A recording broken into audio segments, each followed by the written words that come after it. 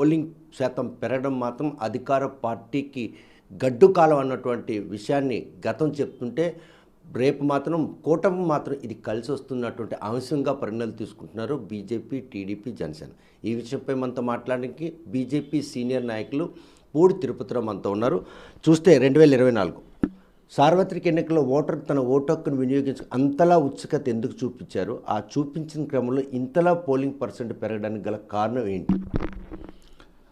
Polling percentage పెరగడానికి ప్రధానంగా 2 కారణాలు మనం చెప్పచ్చు.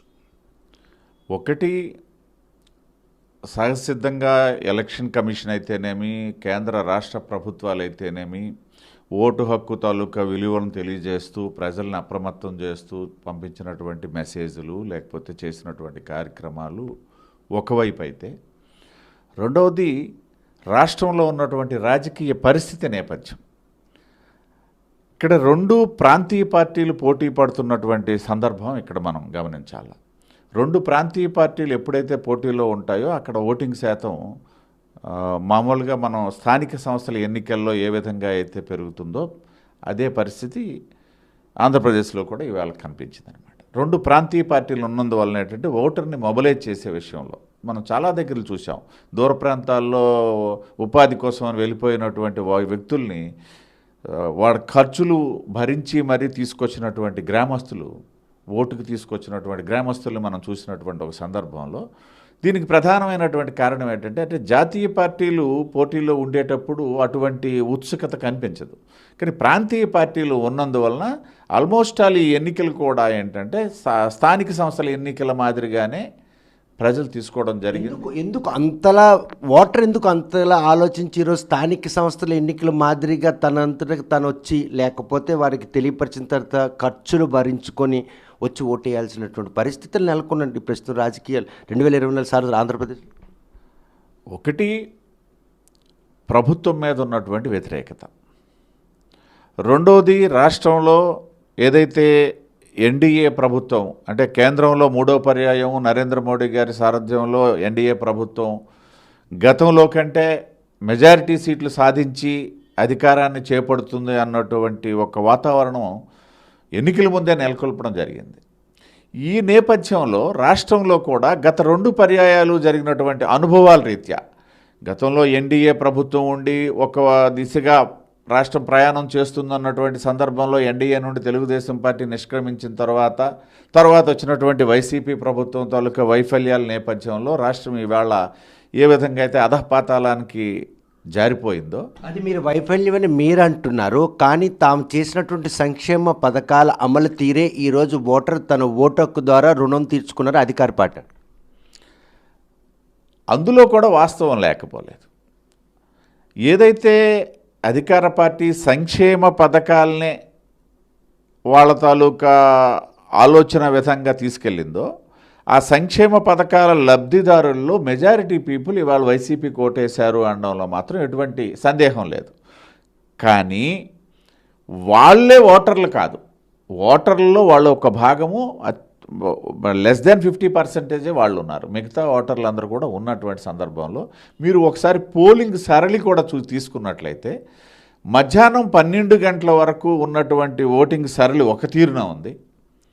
అంటే ఆల్మోస్ట్ ఆల్ మహిళలు దిగువ స్థాయిలో అంటే ఏదైతే లబ్ధిదారులకు చెందినటువంటి మహిళలు క్యూలో కనబడినటువంటి వాతావరణం యావత్ రాష్ట్రంలో కనబడింది. మధ్యాహ్నం తర్వాత ఓటింగ్ సరళి ఒకసారి తీసుకున్నట్లయితే మధ్యతరగతి, ఎగువ మధ్యతరగతి, ఉన్నత శ్రేణికి సంబంధించినటువంటి విద్యావంతులైనటువంటి ఓటర్ల బారులు తీరినటువంటి సందర్భం ఒకసారి గమనించారు. కొత్తగా ఓటు వచ్చిన యువకులు చాలామంది ఈసారి ఉన్నారు. మహిళలు, వృద్ధులు, పెన్షన్దారులు వీళ్ళందరూ కూడా ఎప్పుడు తమ ఓటు హక్కును వినియోగించుకుంటామన్న ఆసక్తి చూపినటువంటి ఆ పరిణామాన్ని ఏ విధంగా మనం పరిగణలోకి తీసుకోవాలి?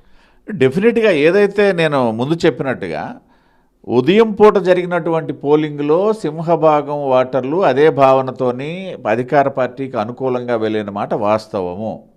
కానీ ఎప్పుడే మధ్యాహ్నం నుండి జరిగినటువంటి పోలింగు అర్ధరాత్రి 2 గంటల వరకు కొన్ని పోలింగ్ బూతుల్లో జరిగినటువంటి పోలింగ్ తీరు ఏదైతే ఉందో ఆ పోలింగు అది ఎన్డీఏ కూటమికి అనుకూలంగా, తెలుగుదేశం మిత్రపక్షాలకు అనుకూలంగా వచ్చినటువంటి వాతావరణం అయితే ఉంది.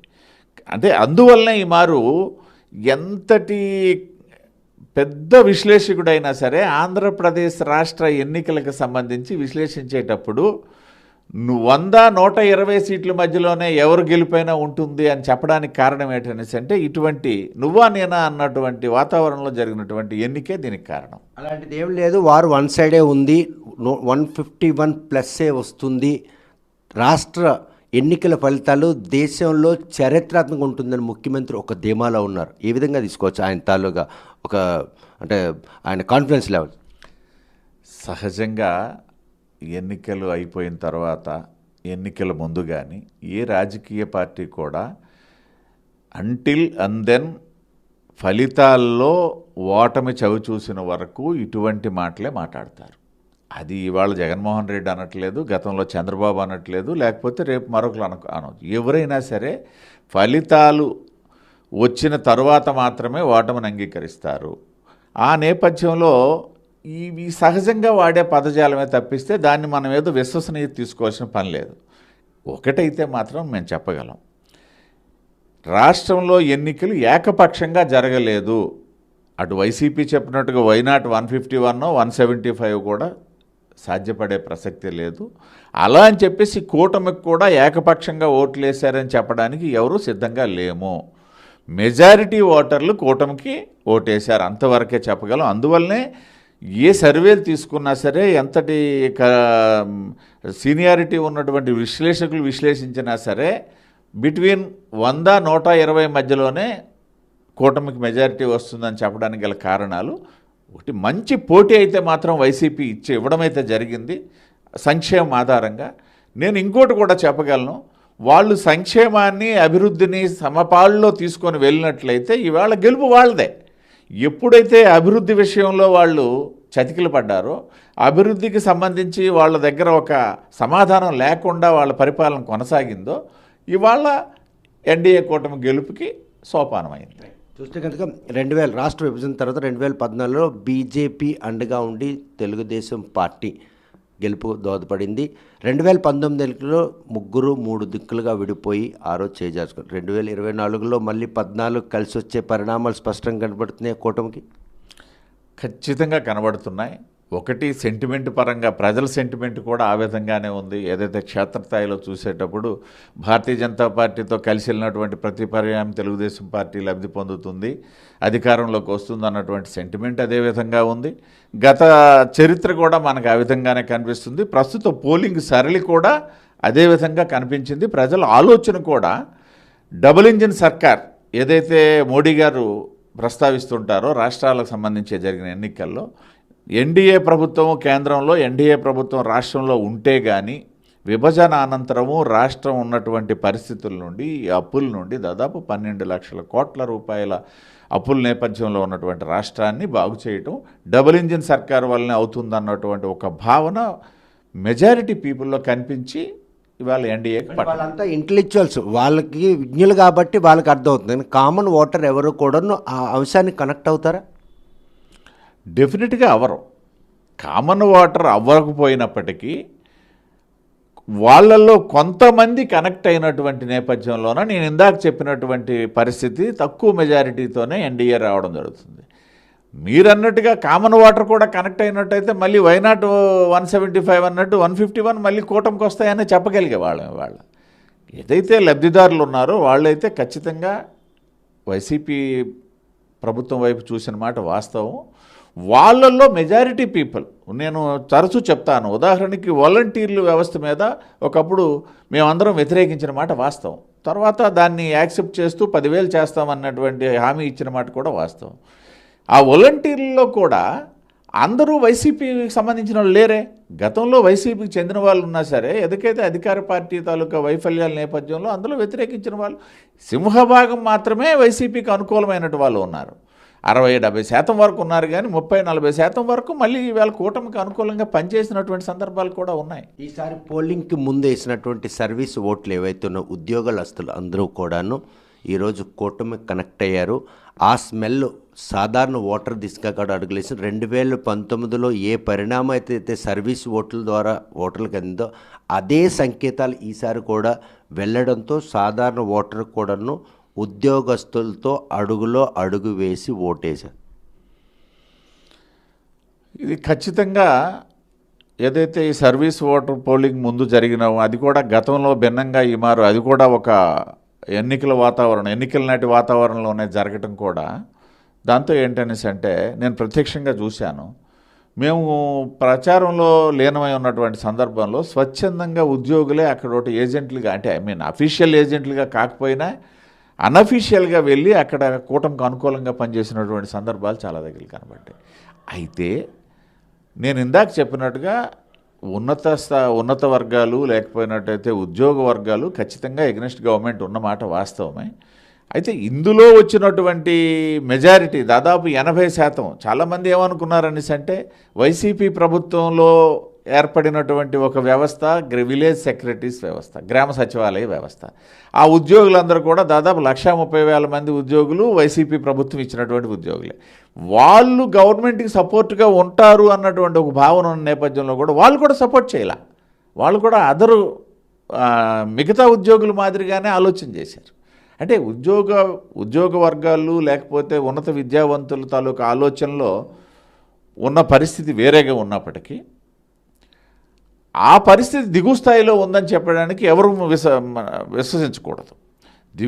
దిగు స్థాయిలో ఎవరి ఓటర్ వాళ్ళకే ఉన్నారు. మెజారిటీ ఓటర్ మాత్రం కూటమి వైపు ఉన్నారు. చివరిగా 2024లో బీజేపీ పార్టీ శ్రేణులందరూ పల్లెక్కి మోసిన బోయిలో అనడంలో ఎటువంటి అతిశయోక్తి లేదు.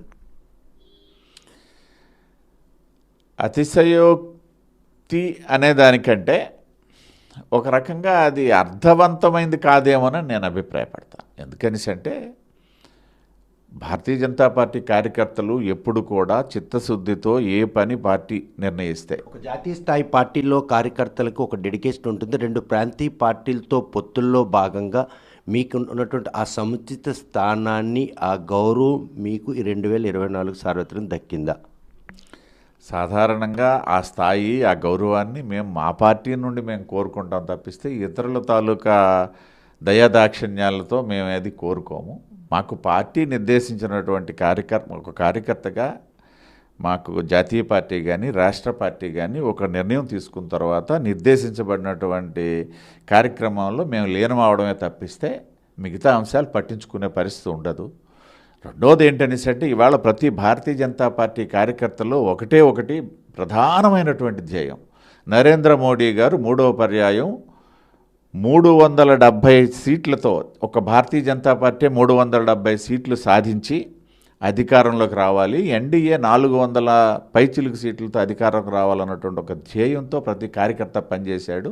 ఆ ధ్యేయం దిశగా ఇక్కడ పోటీ చేసినటువంటి 6 పార్లమెంటు స్థానాలు ఆ 370లో ఉండాలి అన్నటువంటి ఒక ధ్యేయమే తప్పిస్తే భారతీయ జనతా పార్టీ ముందు మిత్రపక్షాల మధ్యలో ఉన్నటువంటి ఇబ్బందులు కానీ, మిత్రపక్షాల నుండి ఏదైనా ఆశించినటువంటి గౌరవ మర్యాదలు కానీ ఇవేవి కూడా భారతీయ జనతా పార్టీ తాలూకా కార్యదీక్షత ముందు ఎక్కడ కూడా అవి కనిపించలే. ఇంతలా శ్రీకాకుళం జిల్లాలో బీజేపీ సీనియర్ నాయకులుగా పట్టున్న మీకు ఉమ్మడి శ్రీకాకుళం జిల్లాలో ఈ సార్వత్రిక ఎన్నికల్లో కూటమి అభ్యర్థులు ఎంతమంది అసెంబ్లీలో అడుగుపెట్టారు? ఖచ్చితంగా ఉన్న 7 అసెంబ్లీ సీట్లలో, అంటే పార్లమెంటుకు సంబంధించి తీసుకుంటే, లేదా రెవెన్యూ జిల్లాలో తీసుకుంటే ఎచ్చెర్ల కూడా కలుస్తుంది 8 ఇంట్లో 6 అసెంబ్లీ సీట్లలో కూటమి అభ్యర్థులు గెలుపు ఖాయం. ఒక 2 అసెంబ్లీ సీట్లలో మాత్రం కొంత స్పష్టత లేదు. దానికి తెలుగుదేశం పార్టీ తీసుకున్నటువంటి కొన్ని నిర్ణయాలు, ఈ అభ్యర్థుల మార్పు సంబంధించి వాళ్ళలో ఉన్నటువంటి కొంత అన్రెస్టు, దాని నేపథ్యంలో జరిగినటువంటి కొన్ని పరిణామ క్రమంలో కొంత డౌట్ ఉన్నప్పటికీ 8 అసెంబ్లీ రెవెన్యూ జిల్లాలో ఉన్న 8 అసెంబ్లీ సీట్లలో 6 అసెంబ్లీ సీట్లు కూటమి గెలుచుకునే